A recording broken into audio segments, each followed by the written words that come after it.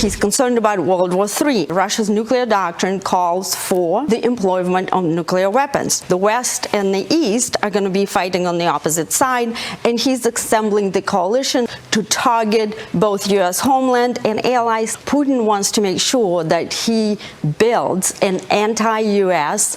axis, which includes North Korea, China, Cuba, Venezuela. Breaking news coming out that for the first time in 24 years, Russian President Vladimir Putin is going to be visiting North Korea.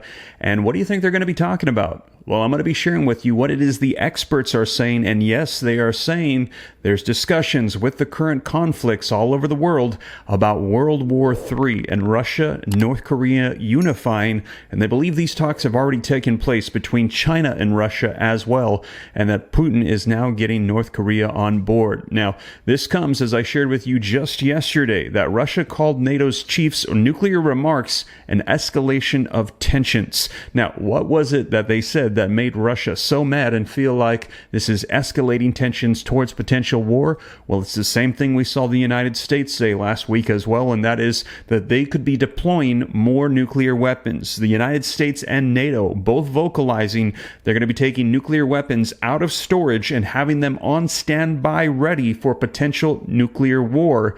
And this is in response to the growing threat from Russia and China.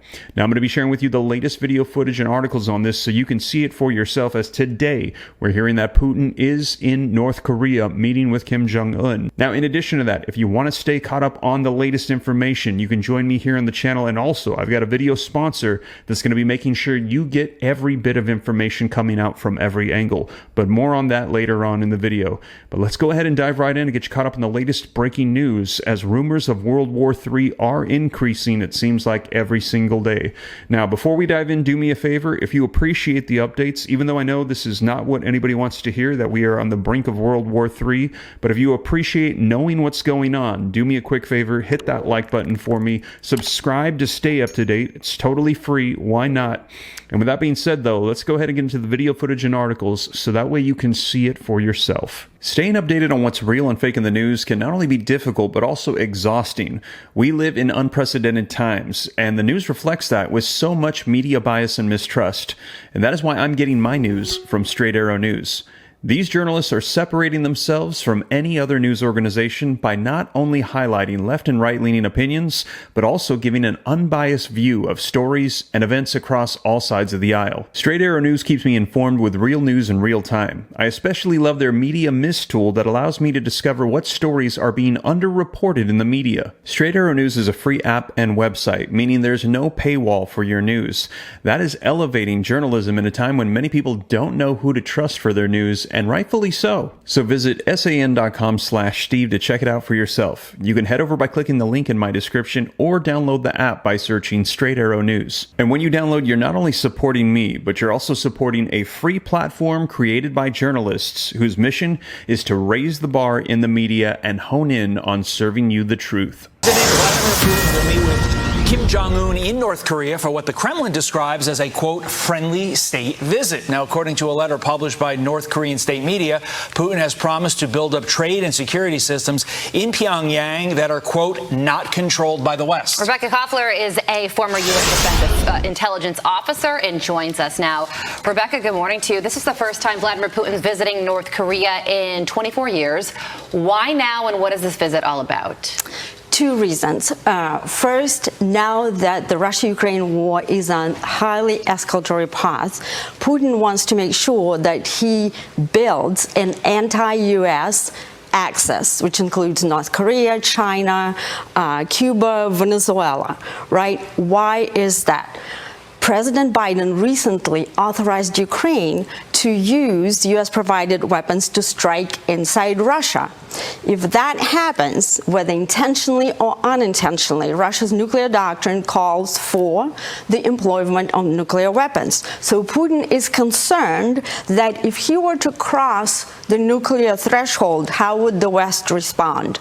He's concerned about World War III. And in that situation, the West and the East are going to be fighting on the opposite side, and he's assembling the coalition where he can enable third parties to target both U.S. homeland and allies such as South Korea, to augment their own targeting capability to strike the homeland. So this is why he just sent the ships also to Latin America, and he's doing a lot of other things behind the scenes just to prepare for the worst case scenario. How do we as the U.S. balance the desire to help Ukraine win the war both economically and militarily, while not at the same time driving a desperate Putin in the arms of nuclear war? That, to me, is the bigger concern. We want to keep him down, but we don't want to make him desperate. Your thoughts? Yes, this is the crux of the whole matter.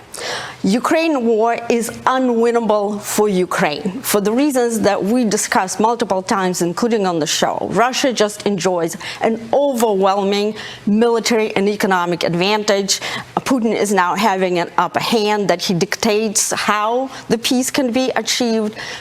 And we also missed the window of opportunity. Specifically, the Obama administration did, and his national security apparatus, and the Obama 2.0 cabinet. Antony Blinken, Jake Sullivan, they simply did not prepare a counter strategy. I personally briefed NATO and multiple U.S. combatant commands, Strategic Command that also actually manages our nuclear arsenal. I am flying out at the end of this week to bring the U.S. Space Force, NORAD, that missed actually the Chinese balloons, basically about Putin's thinking and his warfighting strategy that I described in the book. We missed that opportunity, and right now we're investing in the destruction of Ukraine, as sad as it is. Listen, to that point, NATO Secretary General, who's going to be on Fox and Friends later this morning, just made some very newsworthy comments saying that there have been talks among NATO members about bringing nuclear weapons out of storage, placing them on standby to send a direct message to our enemies. What do you think about that? I think it's an excellent idea, but it's a little too late, because nuclear weapons by themselves, they don't win wars. Right now, also the United States does not view nuclear weapons as a viable battlefield capability. Every time Putin mentions the term nukes, the Biden administration goes into a frenzy.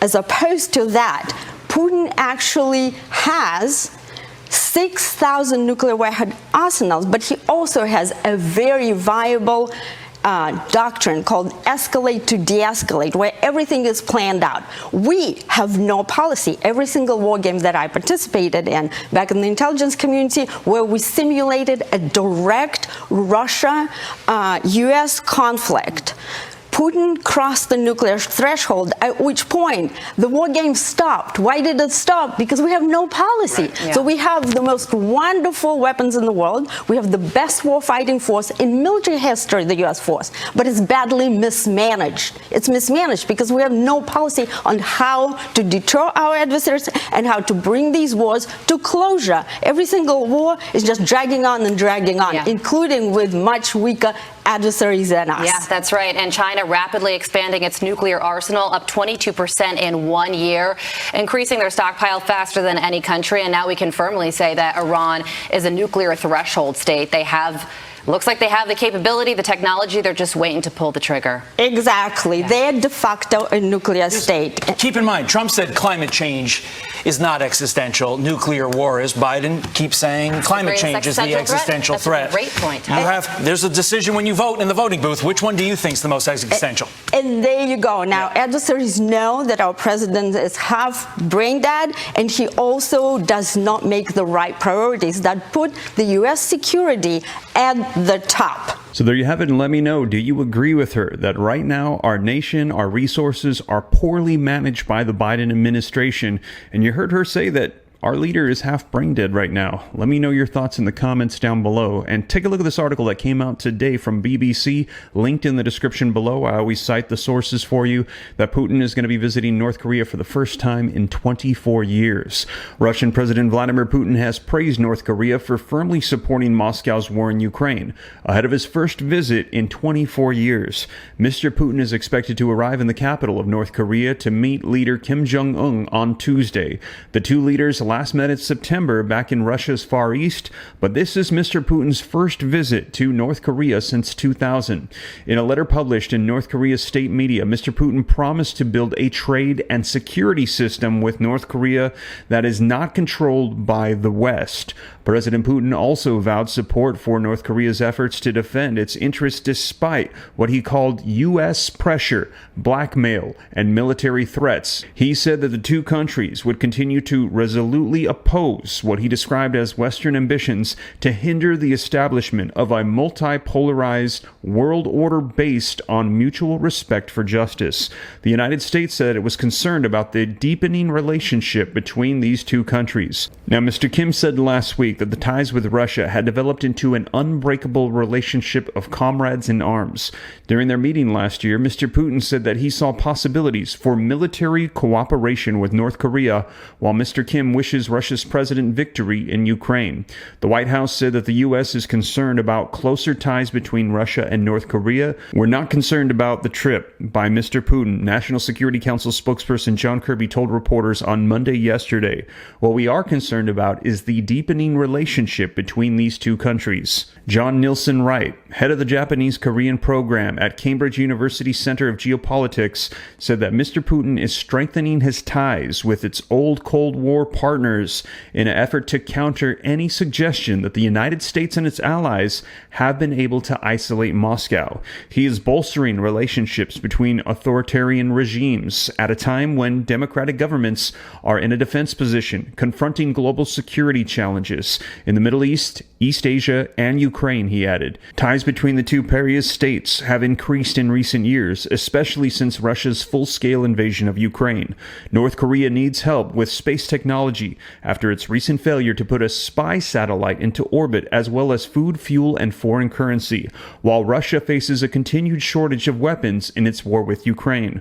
Washington and Seoul have accused North Korea of supplying Moscow with artillery and other equipment, most likely in exchange for food and military aid and technology. Both North Korea and Russia deny the existence of an arms deal. So this is taking place today, and let me know your thoughts. Is this preparation for World War III, and should the U.S. be on alert? Well, what we're hearing right now is that the United States and NATO, they are, and they're pulling out of storage nuclear weapons, prepping them, having them on standby just in case there should be an all-out nuclear war and World War III. Now, to get the latest on that, as I share with you the breaking news as soon as it came out yesterday, the response we got from Russia on this as well, check out this video right here next as I covered it in detail for you.